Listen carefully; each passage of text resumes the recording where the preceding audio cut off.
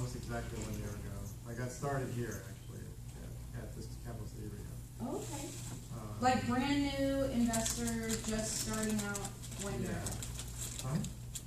Yeah, I mean, I own my own home. I've owned my own home throughout my, Which means you're an investor, so you understand you've gone to settlement. Yeah, but I had never bought, the only real estate I've ever owned has been my principal residence. Got it. And then I have a friend who, a young guy much younger than myself, who was left the Navy recently, became as a realtor, and we just got to talking, and he was excited about real estate investing, and that that discussion just kind of reawakened, kind of that spirit in me.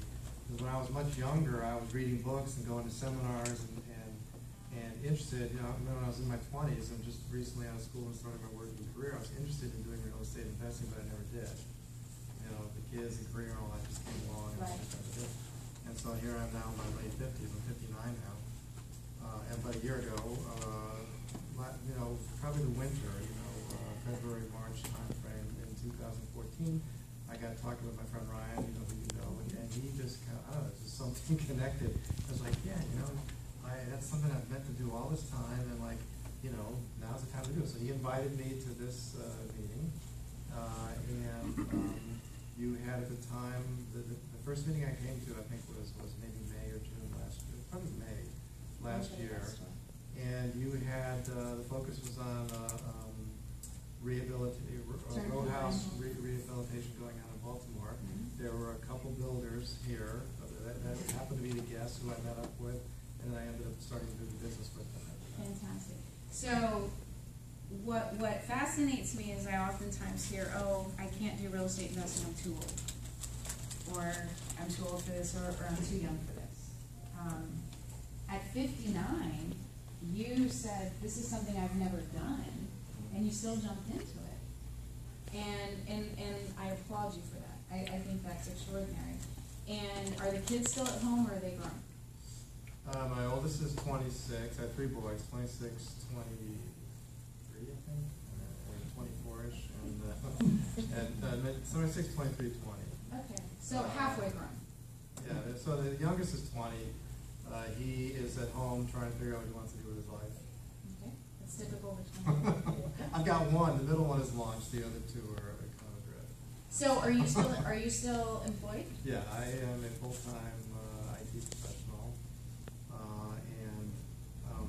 so another strong, powerful motivation for me to do this was to develop some passive income to supplement my W-2 income, so I could kind of start to hope someday, so I can hopefully soon start to step down from that grind and have a retirement income. So, what was amazing to me about Jeff is I remember all this, and you weren't able to attend the full day Saturday event. Right. Or no, you attended that, but you couldn't be on the bus tour with us. Yeah. Okay. So I came to my first meeting. That weekend was I think there was a Saturday thing, and then on Sunday there was a bus tour. Yeah, it was a 2-day event, right. and So plus you had the bus tour. I came to the Saturday one and just soaked up a bunch of information. I could not come Sunday, but I called Peter and Ian, the builders that you had.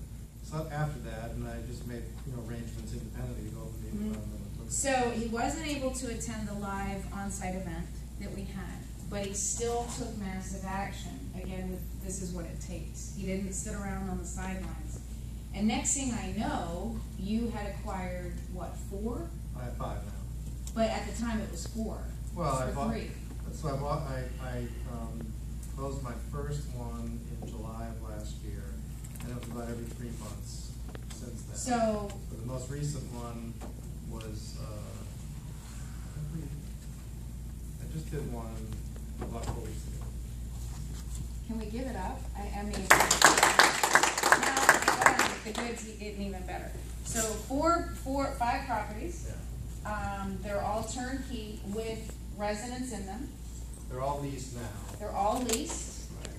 And you just give me the breakdown on one of them. You acquired one for, what was the sales price of one of your homes?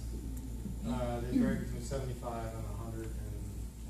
75 to 100,000 turnkey, leased, And the rent is what? It varies between $1,200 and $1,950. $1,200 and $1,950 a month.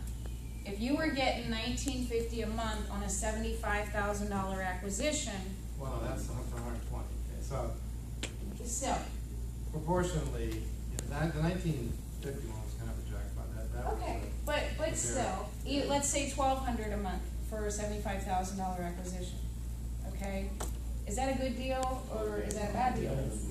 Okay, it's the rate of return. Now, where are these properties located? Anybody here from Baltimore? Okay, absolutely love Baltimore. My husband and I have a 25,000 square foot apartment building in Baltimore, and Baltimore is one of my greatest assets. But I was not raised in Baltimore. I didn't know a lot about Baltimore. And people said, you're crazy, you're going to get shot. I can't believe you're going up there. What's wrong with you? You don't know what you're doing. It's block by block.